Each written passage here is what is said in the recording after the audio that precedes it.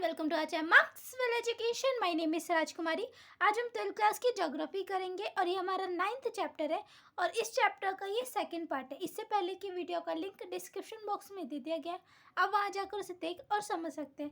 इस चैप्टर का नाम है अंतर्राष्ट्रीय व्यापार और आज का हमारा टॉपिक है अंतर्राष्ट्रीय व्यापार के आधार। तो इसमें हम बात करेंगे अंतर्राष्ट्रीय व्यापार के आधार कौन कौन से हैं। तो ऐसे मतलब कौन सी जो चीज़ें हैं जो अंतर्राष्ट्रीय व्यापार के लिए ज़रूरी हैं, ठीक है, तो बेस है। तो उनमें है राष्ट्रीय संसाधनों में भिन्नता, यानी जो राष्ट्रीय के संसाधन है, जो देशों के जो संसाधन है उनमें अलग अलग भिन्नता, मतलब अलग अलग होते हैं। कैसे होते हैं? तो कैसे होते हैं कि पहला तो इसका है कि भौगोलिक संरचना। भौगोलिक संरचना का क्या मतलब है? जैसे कच्चा माल जो है वो हर जगह अलग अलग तरीके का मिल जाता है। जैसे कि आप इसे ऐसे भी समझ सकते हैं, हर जगह की जो भूमि होती है, मृदा होती है, वो अलग अलग होती है। जैसे कि जहाँ पर बारिश ज़्यादा होती है तो वहाँ पर किस प्रकार की खेती हो सकती है? चावल की। लेकिन इसी तरीके से जहाँ बारिश ज़्यादा नहीं होती है वहाँ पर चावल की खेती नहीं हो पाती है।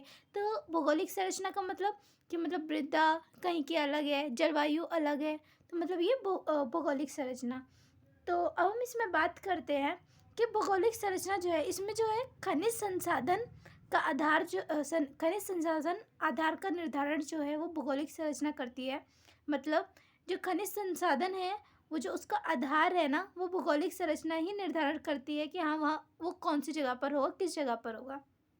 ठीक इसी तरीके से फसलों और पशुओं की विविधता जो होती है वो भी भौगोलिक संरचना ही जो है वो निर्धारित करती है, सुनिश्चित करती है। कैसे करती है? जैसे कि जो ठंडी जगह पर रहने वाले जो जीव जंतु हैं वो ठंडी जगह पर ही रह सकते हैं, तो वो भौगोलिक संरचना हुआ, ठीक है। और इसी तरीके से जो गर्म जगह पर रहने वाले जो जीव जंतु हैं, जो पशु हैं, वो गर्म जगह पर ही रह पाते हैं। और इसी तरीके से हम ये भी देख लेते हैं कि पर्वत पर्यटकों को आकर्षित करता है। जैसे कि पर्वत होते हैं वो पर्यटक को आकर्षित करते हैं और पर्यटन को वो बढ़ावा देते हैं। ठीक इसी तरीके से चलो आपने ये समझ लिया कि भौगोलिक संरचना आ गई राष्ट्रीय संसाधनों की विभिन्नता में। अब इसी तरीके से खनिज संसाधन है। खनिज संसाधन का क्या मतलब है? खनिज संसाधनों की उपलब्धता औद्योगिक विकास का आधार प्रदान करती है। यानी कि जो उद्योग है वो तो तभी चल पाएंगे जब उन्हें कच्चा माल प्राप्त होगा, यानी खनिज संसाधन जब उन्हें प्राप्त होंगे तभी वो चल पाएंगे ना। तो इसका मतलब यही है। इसी तरीके से हम जलवायु की बात कर लेते हैं। तो जलवायु क्या है? देखो, जलवायु जो है वो किसी दिए हुए क्षेत्र में जीवित रहे जाने वाले पादप व वन्य जात को प्रभावित करता है, ठीक है। उत्पादों की विविधता को निर्धारण करता है। कैसे करता है? इसका एग्जाम्पल के साथ आप देखें, समझेंगे तो शायद आपको ज़्यादा अच्छे से समझ आएगा। तो जैसे कि ऊन उत्पादन जो है वो ठंडे क्षेत्रों में ही हो सकता है ना। और इसी के साथ साथ जो है केला, रबड़, कहवा जो है वो कहाँ पर हो सकता है? वो उष्ण कटिबंधीय क्षेत्रों में उग सकते हैं, यानी गर्म क्षेत्रों में उग सकते हैं। मतलब जैसे कि जो ठंडे जगह के फल है वो ठंडी जगह पर ही उग सकते हैं और गर्म जगह वाले तो गर्म में ही उग सकते हैं। अगर उनका स्थान हम लोग परिवर्तित कर देंगे तो वो तो नहीं हो पाएगा ना। तो आई होप आपको ये समझ आएगा कि पहला आधार कौन सा है। पहला आधार जो है वो भौगोलिक कारक जो है उनके बारे में था। अब हम आगे इसी में बात करते हैं। इससे पहले तो चलो हमने पहले कारक की बात कर ली कि राष्ट्रीय जो संसाधन है उनमें भिन्नता होती है, ठीक है। जो कि अंतर्राष्ट्रीय व्यापार में पहला आधार है, अंतर्राष्ट्रीय व्यापार का पहला आधार। अब दूसरे जो आधार है उसके बारे में बात कर लें तो वो है जनसंख्या कारक। जनसंख्या कारक क्या है? इससे पहले हम संस्कृति कारक के बारे में बात कर लेते हैं। तो आजकल जो विश्व है उसमें जो है हस्तशिल्प की जो चीज़ें हैं, हाथों से जो बनी चीज़ें हैं, कला है, उनको दुनिया भर में जो है सराहा जा रहा है, ठीक है।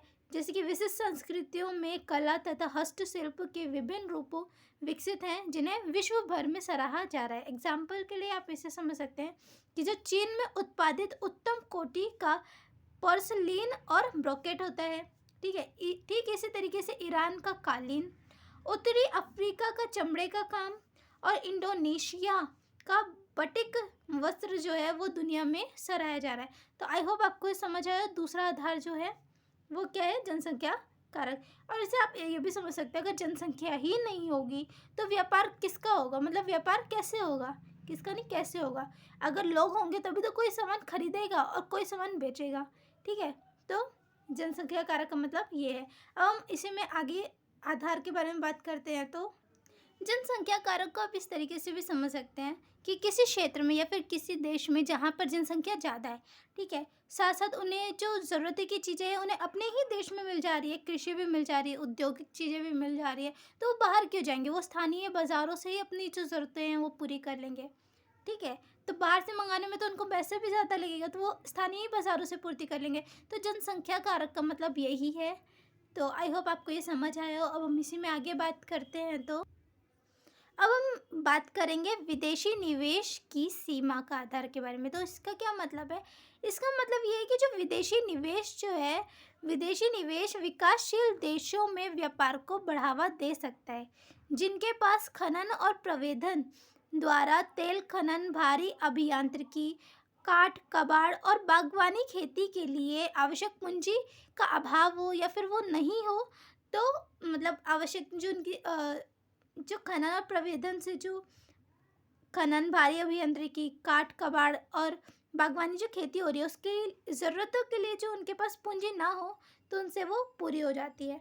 ठीक है, तो आई होप आपको ये समझ आया हो। तो हम इसमें ये भी समझ लेते हैं कि क्या होता है कि विकासशील जो देश होते हैं, वो पूँजी प्रधान उद्योगों के विकास द्वारा पूँजी प्रधान उद्योगों के विकास से वो औद्योगिक राष्ट्रीय जो होते हैं, जो मतलब उद्योग जहाँ पर ज़्यादा होता है, उन राष्ट्रों से खाद्य पदार्थ, खनिजों को मंगवाते हैं, आयात उनका सुनिश्चित करते हैं और अपने उत्पाद के लिए मतलब अपने उत्पाद के लिए बाज़ार तैयार करते हैं। और इससे क्या होता है? व्यापार जो होता है वो बढ़ता है। तो आई होप आपको ये समझ आया हो कि विदेशी निवेश की सीमा किस प्रकार ये हो सकती है। अब हम इसमें बात करते हैं परिवहन। तो अब ये परिवहन जो आधार है, जो अंतर्राष्ट्रीय व्यापार के लिए ज़रूरी है, क्या पहले क्या होता था, लोगों के पास जो दूर-दूर तक जाने के लिए परिवहन की सुविधा इतनी नहीं होती थी। जो महँगे-महँगे जो मूल्यवान चीज़ें होती थी, उनको तो लोग ले जाते थे और उन्हें अमीर लोग वगैरह खरीद भी लेते थे। लेकिन जो स्थानीय लोग होते थे, वो इतना दूर नहीं जा पाते थे। तो क्या हुआ, जब से परिवहन हुआ, सड़क परिवहन, रेल परिवहन, वायु परिवहन, इसने क्या है जीवन को थोड़ा-सा आसान भी कर दिया है, ठीक? जो परिवहन है, उनके द्वारा विश्व के कई देशों में जाया जा ही सकता है, आपको पता ही है। तो उसके द्वारा जो है व्यापार में भी थोड़ा आसानी हुआ है। तो आई होप आपको ये समझ आया हो। अगर आपको ये समझ आया और आपको ये वीडियो अच्छी लगी हो, तो आप इसे लाइक, कमेंट और ज़्यादा से ज़्यादा शेयर कर दीजिए। आप इस चैनल को सब्सक्राइब करके बेल आइकन पर क्लिक कर दीजिए। Thanks for watching this video.